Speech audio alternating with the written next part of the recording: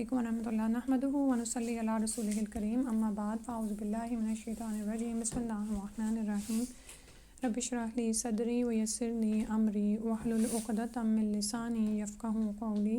سورہ البقرہ الحمدللہ ہم نے آج آیت نمبر 178 سے کرنا ہے، اور یہ ہم تراویح کے لیے تیاری جو کر رہے تھے اس سلسلے کی یہ کڑی ہے۔ اللہ سبحانہ وتعالیٰ ہماری نیتوں کو اپنی راہ میں خالص کر لیں۔ اللہم اجعل عملی کلہ صالح واجعلہ لوجہک خالصا ولا تجعل لأحد فیہ شیئا آمین یا رب العالمین۔ شروع کرتے ہیں۔ یا ایھا الذین آمنوا کتب علیکم القصاص فی القتلی۔ اللہ سبحانہ وتعالیٰ نے فرمایا اے ایمان والو، تم پر مقتولوں کا قصاص لینا فرض کیا گیا ہے، آزاد کے بدلے، غلام کے بدلے، عورت کے بدلے۔ ہاں، جس کسی کو اس کے بھائی کی طرف سے کچھ معافی دے دی جائے اسے بھلائی کی اتباع کرنی چاہیے اور آسانی کے ساتھ دیت ادا کرنی چاہیے۔ تمہارے رب کی طرف سے یہ تخفیف اور رحمت ہے۔ اس کے بعد جو بھی سرکشی کرے اسے دردناک عذاب ہوگا۔ تو زمانہ جاہلیت میں کوئی نظم اور قانون تو تھا نہیں، اس لیے کیا ہوتا تھا کہ زور آور قبیلہ کمزور قبیلوں پر جس طرح چاہتا ظلم کا ارتکاب کر لیتا تھا، اور اس ظلم کی ایک شکل یہ تھی کہ اگر کسی طاقتور قبیلے کا کوئی مرد قتل ہو جاتا تو وہ صرف قاتل کو قتل کرنے کی بجائے قاتل کے قبیلے کے کئی مردوں کو بلکہ بسا اوقات پورے قبیلے ہی کو تہس نہس کرنے کی کوشش کرتے، اور عورت کے بدلے مرد کو اور غلام کے بدلے آزاد کو قتل کرتے۔ سمجھ آ رہی ہے؟ ٹھیک ہے۔ تو اللہ تعالیٰ نے اس فرق اور امتیاز کو ختم کرتے ہوئے کہ جو قاتل ہوگا قصاص میں اسی کو قتل کیا جائے گا، ٹھیک ہے، یعنی یہ کوئی قانون نہیں ہے کہ جو زیادہ طاقت میں ہے یا جو مالدار ہے وہ اپنی مرضی کرتا پھرے، بلکہ عدل اور انصاف کا ایک قانون اللہ سبحانہ وتعالیٰ نے دیا۔ تو اس سے واضح ہوتا ہے کہ قصاص میں قاتل ہی کو قتل کیا جائے گا۔ اور اس کے بعد جو اللہ سبحانہ وتعالیٰ نے فرمایا کہ فمن اوفی من اخیہ شیء فاتباع بالمعروف، تو اس کا یہ ہے کہ معافی کی دو صورتیں، ایک بغیر معاوضہ یعنی دیت لیے بغیر محض اللہ کی رضا کے لیے معاف کر دینا، دوسری صورت میں قصاص کے بجائے دیت قبول کر لینا، ٹھیک ہے۔ یعنی مطلب یہ ہے کہ کوئی مقتول کے وارثین کہہ دیں کہ ہم قتل کے بدلے قتل نہیں چاہتے، آپ بلکہ اس کے بدلے دیت دے دیں، یعنی پیسے ادا کر دیں۔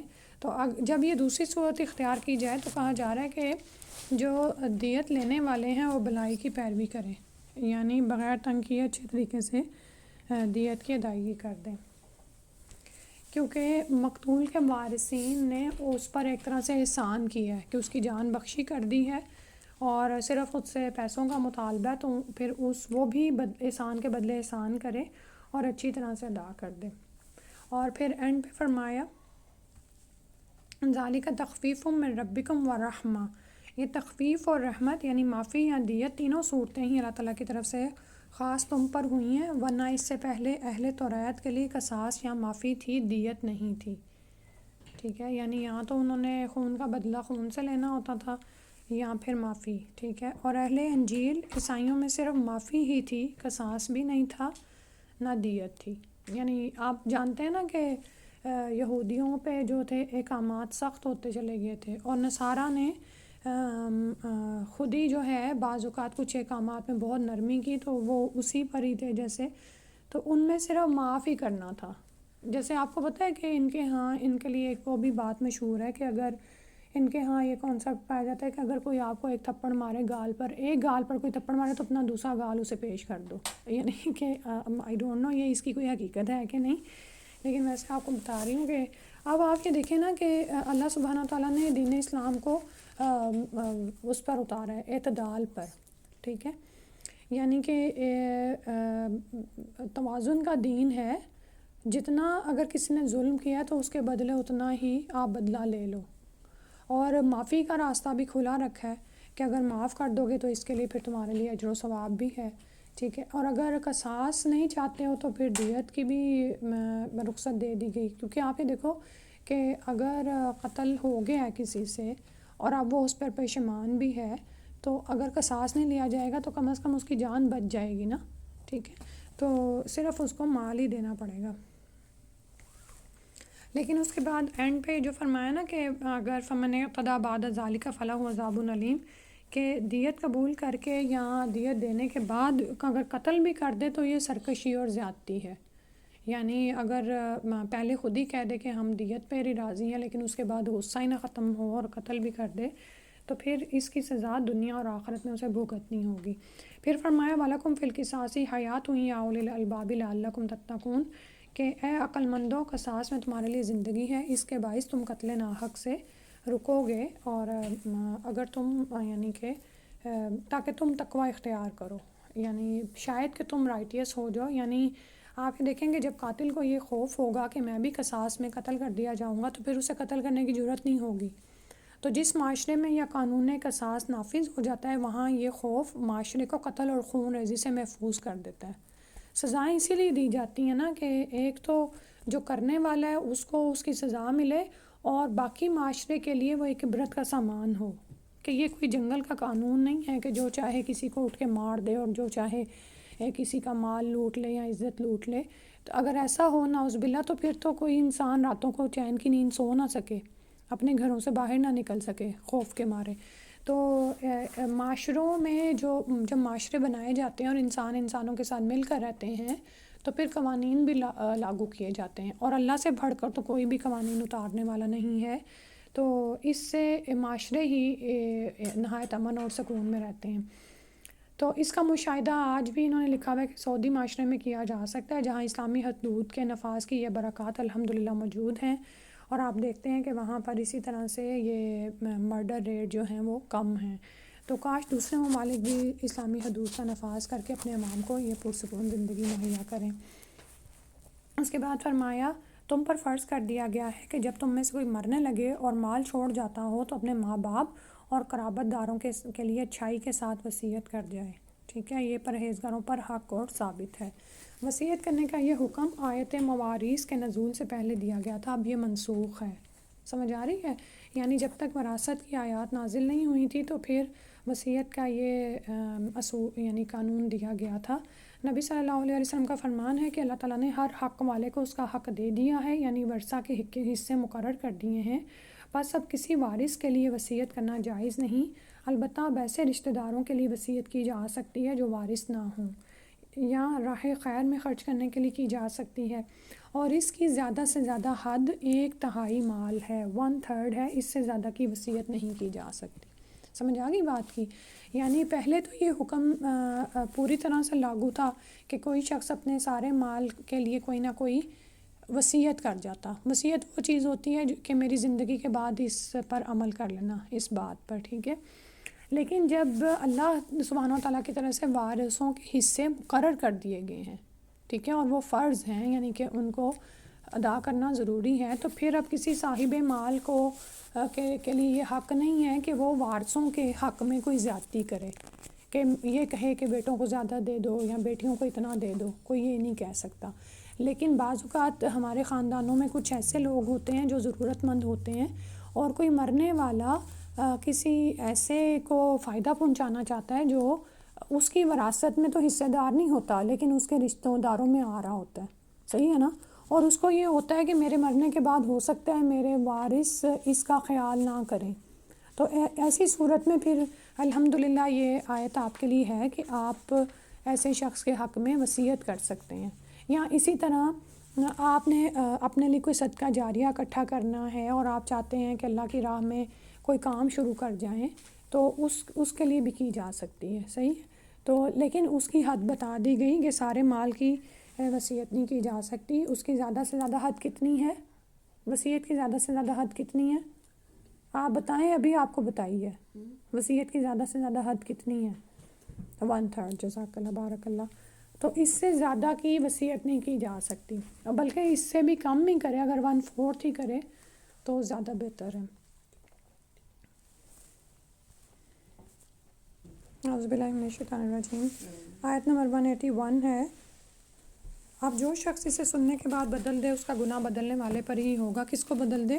وصیت کو بدل دے. واقعی اللہ تعالیٰ سننے والا اور جاننے والا ہے. ٹھیک ہے، اب یہ بعض اوقات یہ ہوتا ہے نا کہ وارث اس کو بدلنے کی کر رہے ہوتے ہیں نعوذ باللہ، اور یعنی اس بندے کو نقصان پہنچانا چاہ رہے ہوتے ہیں جس کے حق میں وصیت کی گئی ہوتی ہے. تو اللہ تعالیٰ نے یہاں پر فرما دیا کہ پھر جو وصیت کو بدلے گا تو اس کا گناہ تو انہیں لوگوں پہ ہوگا جو اس کو بدلیں گے. اور جان رکھو کہ بے شک اللہ تعالیٰ خوب سننے والے خوب جاننے والے ہیں. لیکن ساتھ ہی یہ بھی فرمایا کہ ہاں جو شخص وصیت کرنے والے کی جانبداری یا گناہ کی وصیت کر دینے سے ڈرے تو پس وہ ان میں آپس میں صلح کرا دے تو اس پر کوئی گناہ نہیں. اللہ تعالیٰ بخشنے والا مہربان ہے. جانفن کا مطلب ہے یعنی مائل ہونا، یعنی غلطی یا بھول سے کسی ایک رشتہ دار کی طرف زیادہ مائل ہو کر دوسروں کی حق تلفی کر جائے اگر کوئی میت. اور اسما سے مراد ہے کہ جان بوجھ کر ایسا کرے تو مراد گناہ کی وصیت ہے. ٹھیک ہے، سمجھ آ رہی ہے؟ یعنی یہ کہ کسی غیر وارث کے حق میں اتنی وصیت کر جائے کہ جو کہ وراثت کو نقصان دے رہی ہو، یا اور ایسا وہ کرے صرف اس لیے کہ وہ اس رشتہ دار کی طرف مائل ہو جائے، یا پھر یہ ہے کہ جان بوجھ کر کوئی گناہ کی وصیت کر جائے تو اس کا بدلنا اور اس پر عمل کرنا ضروری ہے. ٹھیک ہے، کیونکہ اوپر ابھی آیا نا کہ اگر وصیت بدلو گے تو بدلنے والے کو گناہ ہوگا، لیکن ساتھ ہی استثنائی صورت بیان کر دی کہ اگر کوئی میت ایسی وصیت کر جائے جو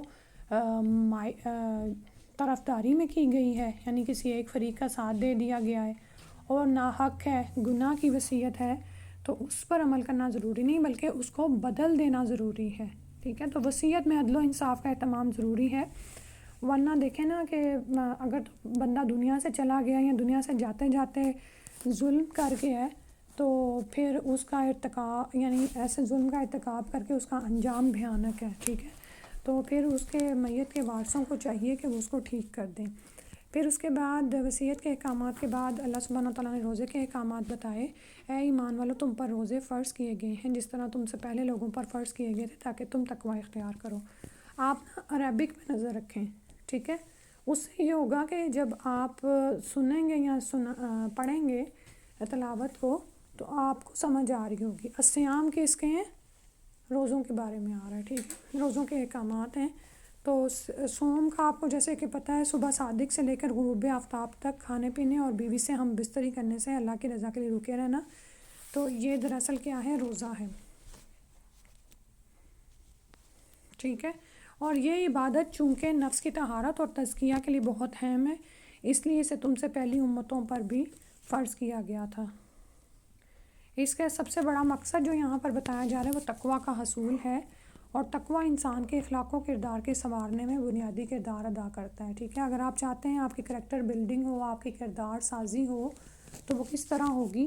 جب آپ ایک باشعور مومن ہوں گے، آپ ایک سنجیدہ شعور رکھنے والے مومن ہوں گے، اور جب آپ ایمان یعنی شعوری طور پر ایمان لے آئیں گے، اور اس کے بعد ایمان لا کر دین کا سیکھنا ضروری ہے. ٹھیک ہے، اس کے احکامات کو جاننا ضروری ہے تاکہ آپ اس کے مطابق عمل کر کے کامیابی حاصل کریں. تو اس کے لیے آپ کو کانشیس ہونا ضروری ہے، باشعور ہونا ضروری ہے. اور شعور کیا ہے دراصل؟ کہ اللہ کا احساس ہونا کہ آپ مومن ہیں اور آپ نے اللہ کی ناراضگی سے بچتے ہوئے ان اعمال سے رکنا ہے جو اللہ تعالیٰ کو ناپسند ہیں. ٹھیک ہے، اور اللہ تعالیٰ کی محبت میں اس کی عظمت اور قدرت کا احساس دل میں رکھتے ہوئے ان اعمال کو کرنا ہے جن سے اللہ تعالیٰ راضی ہوتے ہیں. ٹھیک ہے، یعنی اس کو آپ مراقبہ بھی کہہ سکتے ہیں کہ حاضر اور غائب میں اللہ سبحانہ و تعالیٰ کا خیال کرنا. ٹھیک ہے، ابھی اگلے دن آپ نے مراقبہ کے بارے میں سنا ہے جب امام صاحب آپ کو بتا رہے تھے نا. تو مراقبہ کا مطلب یہ نہیں ہوتا کہ آپ کسی الگ بند جگہ پہ بیٹھ جائیں جا کے اور غور و فکر کریں، وہ بھی کرنا چاہیے تھوڑی دیر کے لیے، لیکن تقویٰ جو ہے نا وہ مومن سے ہر وقت مطلوب ہے اللہ سبحانہ تعالیٰ کو، کہ آپ چلتے پھرتے آپ کو اس بات کا احساس رہے کہ آپ اللہ کی نگرانی میں ہیں. ٹھیک ہے، اور روزے میں تو یہ کیفیت خاص طور پر پیدا ہو جاتی ہے نا، کیونکہ آپ روزے میں حلال چیزوں سے بھی بچ رہے ہوتے ہیں. کھانا پینا حلال ہے اور میاں بیوی کا ایک جو جائز تعلق ہے وہ حلال ہے، لیکن آپ کیا ہے کہ اس سے بھی آپ رکتے ہیں کیونکہ اللہ سبحانہ تعالیٰ کا حکم ہے. تو آپ یہ دیکھیں کہ روزے کی حالت میں ہم ویسے کانشیس ہوتے ہیں نا، اللہ یہ کہ ہمیں روزہ بھول جائے کہ ہم روزے سے اور ہم کچھ کھا پی لیتے ہیں، تو پھر آپ کا ایک خاص تعلق اللہ تعالیٰ سے قائم ہو رہا ہوتا ہے اور ویسے بھی وہ جو کھانے پینے میں کیا ہوتا ہے کہ آپ کی ساری حسیات جو ان سے نا وہ کھانے پینے کو ہضم کرنے میں لگی ہوئی ہوتی ہیں، 4 حسیات کام کرتی ہیں کھانے پینے میں. تو آپ اگر کھانے پینے سے رکے ہوئے تو آپ یہ دیکھیں گے آپ کی ساری 5 سینسز جو ان سی ہیں آپ کے دل کا تعلق اللہ تعالیٰ سے بنا آ رہی ہیں. تو تقویٰ حاصل کرنے کا ایک بہترین موقع ہوتا ہے روزہ، اللہ سبحانہ و تعالیٰ ہمیں یہ عطا فرما دے. اسی لیے آپ یہ دیکھیں کہ اور پھر پلس یہ کہ اللہ سبحانہ و تعالیٰ نے اس ماہ رمضان میں، اس مبارک مہینے میں شیاطین کو جکڑ دیتے ہیں. وہ جو ایک ڈسٹریکشنز ہوتی ہیں ان کی طرح سے وہ بھی ختم ہو جاتی ہے الحمدللہ. پھر اسی لیے آپ یہ دیکھیں کہ سارا قرآن جو ہم پورے سال میں بھی اس طرح سے نہیں سمجھ پاتے، تو ایک دم سے تلاوت سنتے سنتے یا تراویح میں یا قرآن میں غور و فکر کرتے ہوئے یا پورا قرآن ہی انسان سمجھ جاتا ہے پورے رمضان میں. ٹھیک ہے. اور نبی صلی اللہ علیہ وسلم پورے رمضان میں جبریل علیہ السلام جتنا قرآن نازل ہوا ہوتا تھا نا وہ دور کراتے تھے، اور آخری سال میں آپ نے 2 دفعہ اس کا دور کیا. سبحان اللہ. تو اگر آپ چاہتے ہیں کہ آپ کی کردار سازی ہو تو سال میں اللہ سبحانہ تعالیٰ نے اتنا اچھا موقع آپ کو عطا فرمایا کہ انسان روزے رکھے، اور یہ تقویٰ کے حصول کا بھی بہترین ذریعہ ہے. پھر اگلی آیت میں فرمایا کہ چند ہی تو دن ہیں، ایامن معدودات، گنتی کے چند دن ہیں، لیکن تم میں سے جو شخص بیمار ہو یا سفر میں ہو تو وہ اور دنوں میں گنتی پوری کر لے، اور اس کی طاقت رکھنے والے فدیہ میں ایک مسکین کو کھانا دیں. اور پھر جو شخص نیکی میں سبقت کرے وہ اس کے لیے بہتر ہے، لیکن تمہارے حق میں بہتر کام روزے رکھنا ہی ہے اگر تم باعلم ہو. تو یہاں پر جو ہے آپ کو رخصت دی جا رہی ہے، بیمار اور مسافر کو رخصت دی گئی ہے کہ بیماری یا سفر کی وجہ سے اگر وہ روزے پورے نہ کر سکیں تو بعد میں ان روزوں کی گنتی پوری کر لیں. ٹھیک ہے. تو یطیقونہ کا ترجمہ جو ہے وہ یہاں پر ایسے ہی شخص کے لیے کیا گیا جو بڑھاپے یا بیماری کی وجہ سے روزے نہ رکھے اور اسے شفا یابی کی امید نہ ہو، تو پھر وہ کیا کرے گا کہ وہ ایک مسکین کو کھانا بطوریہ فدیہ دے دے گا. ٹھیک ہے. تو لیکن اگر جو عام مسافر ہے یا اسی طرح کوئی بیمار ہے تو وہ بعد کے دنوں میں روزے پورے کر لیں. اب قرآن میں تو بیمار اور مسافر کے لیے رخصت دی گئی ہے نا،